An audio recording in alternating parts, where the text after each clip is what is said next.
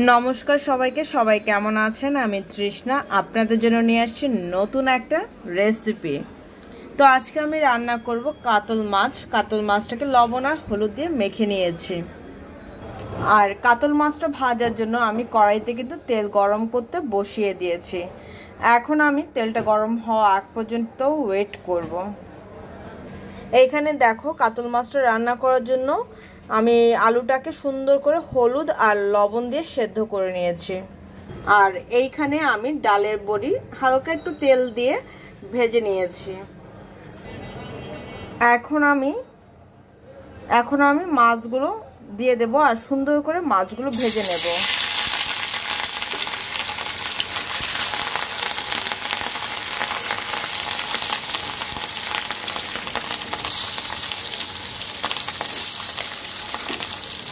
তো চলো মাছটাকে সুন্দর করে এপিট ওপিট করে কড়া করে ভেজে নেই। দেখো, মাছগুলো কিন্তু খুব সুন্দর করে আমি ভেজে নিয়েছি। এখন আমি মাছগুলোকে তুলে নেব। মাছ ভাজা তেলের মধ্যে সামান্য একটু তেল দিয়ে দিলাম কালো জিরা ফোড়ন, দিয়ে দেবো একটা তেজপাতা, খুব সুন্দর করে ভেজে নেব। দিয়ে দেবো একটা চামচ আদা বাটা, দিয়ে দেবো রসুন বাটা, দিয়ে দেবো পেঁয়াজ বাটা। সব কিছু একসাথে সুন্দর করে কষিয়ে নেব। দিয়ে দেবো একটা টমেটো কুচি,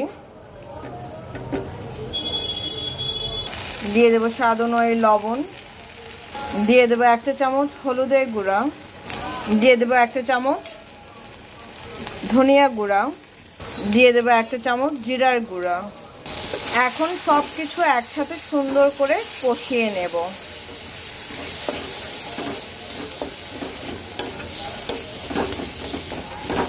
তো চলো এটাকে কষানো হোক, তারপর তোমাদের সাথে শেয়ার করছি।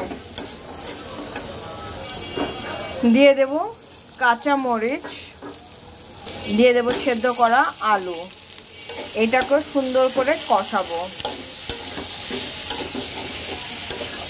যত সময় নিয়ে কষাবে তত কিন্তু রান্নাটা ভালো হবে। আর তোমাদের কাছে একটা রিকোয়েস্ট, যদি আমার ভিডিওটা ভালো লেগে থাকে তো প্লিজ তোমার ফ্রেন্ড সার্কেল আত্মীয় স্বজনের মধ্যে শেয়ার করে দিও। আর পুরো ভিডিওটা দেখো কেমন হয়েছে। ভালো হলে ভালো বলো, খারাপ হলেও খারাপ বলো। কারণ যদি খারাপই যদি না হয় তাহলে আমি ভালোটা শিখবো কি করে, তাই না বলো? তো চলো এখন এটাকে ঢেকে দেবো। আমি এটাকে সুন্দর করে কয়েক মিনিট কষাবো। দেখো, মশলাটা খুব সুন্দর করে কষানো হয়ে ভাজা ভাজা হয়ে গেছে আর কষানো হয়ে গেছে। আমি এটার মধ্যে আরেকটু সামান্য জল দেব। মশলাটাকে সুন্দর করে আরও বেশ কিছুক্ষণ আমি কষাবো। তো জলটা দিয়ে এখন সব কিছু একসাথে মিক্সড করে দিলাম। যখন জলটা শুকিয়ে যাবে আর তেলটা ছেড়ে দিবে, সাইড দিয়ে দেখলে বুঝতে পারবে যে কষানো হয়ে গেছে, যখন তেল দেখতে পারবে সাইড দিয়ে। তো চলো এখন আমি এটাকে ঢেকে দেব। দেখো, এখানে কিন্তু আমার মশলাটা সুন্দর করে কষানো হয়ে গেছে। এই সময়ে আমি দিয়ে দেব ভেজে রাখা ডালের বড়িগুলা।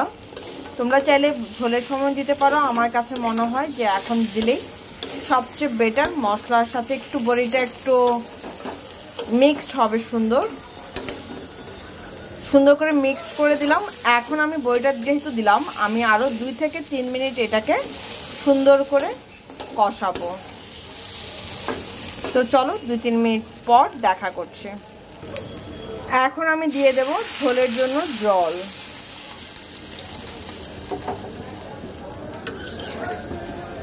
ঝোলটা যদি একটু পাতলা রাখতে চাও তাহলে একটু জলটা বেশি দেবে।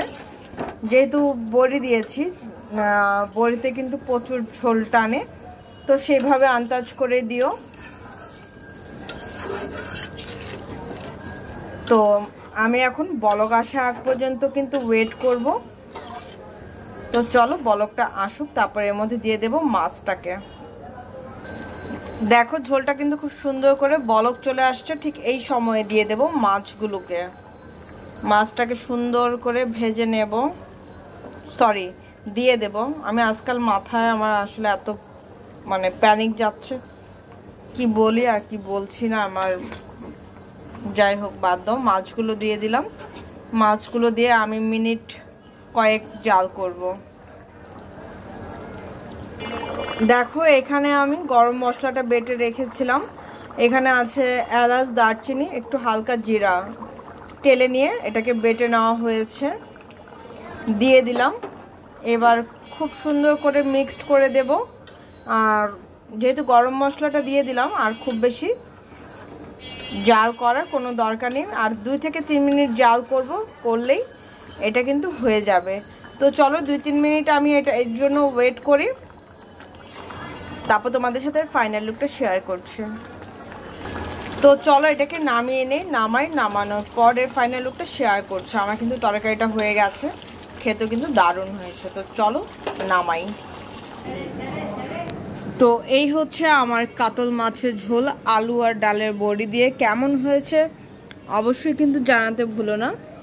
আমার কাছে তো ভালো লেগেছে, তোমাদের কাছে কেমন হয়েছে সেটা জানাটা আমার জন্য অনেক ইম্পর্টেন্ট একটা বিষয়। তো তোমাদের কেমন হয়েছে লাগছে বা হয়েছে রান্না করবে তাহলেই তো বলতে পারবে, তাই না? একবার হলে এভাবে রান্না করে দেখো, দারুণ লাগবে, ট্রাস্ট মি দারুণ লাগবে। তো আজকের জন্য এই পর্যন্ত। সবাই ভালো থেকো, সুস্থ থেকো, আমার জন্য আশীর্বাদ করো। আমি যেন ভালো থেকে সুস্থ থেকে তোমাদের জন্য নিত্য নতুন ভিডিও আনতে পারি, ঠিক আছে? আজকের জন্য এই পর্যন্তই। টাটা।